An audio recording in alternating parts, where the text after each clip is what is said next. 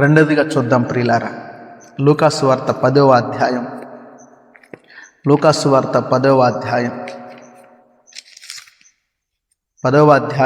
39వ వచనం.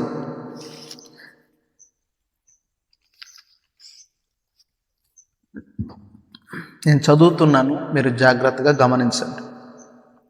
ఆమె మరియా అను సహోదరి ఉండెను. ఈమె యేసు పాదముల యొద్ద కూర్చుండి ఆయన బోధ వినుచుండెను. ప్రియులారా, మార్తా మరియాను ఒకిద్దరు అక్కా చెల్లెండ్రులు ఉన్నారు. ఇది మీరు చాలాసార్లు విన్నదే, క్రొత్తగా మీరు వినేదేం కాదు. కానీ ఆసక్తికరమైన విషయం ఏంటంటే, యేసయ్యను యేసు క్రీస్తు వారిని తన ఇంటికి భోజనానికి పిలిచింది మార్త గారు. అయితే పిలిచిన ప్రభువుని అక్కడ కూర్చోబెట్టి తన పనిలో తలా మునకలైపోతూ ఉంది మార్త గారు.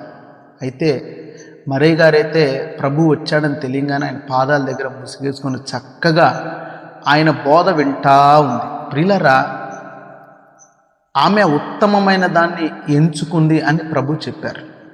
ఈ ప్రపంచంలో ఎవరితో గడపడం, ఎవరి యొద్ద ఉండటం ఉత్తమమైనదో కాదో నాకు తెలియదు, కానీ చాలామంది మనము గమనిస్తూ ఉంటాం.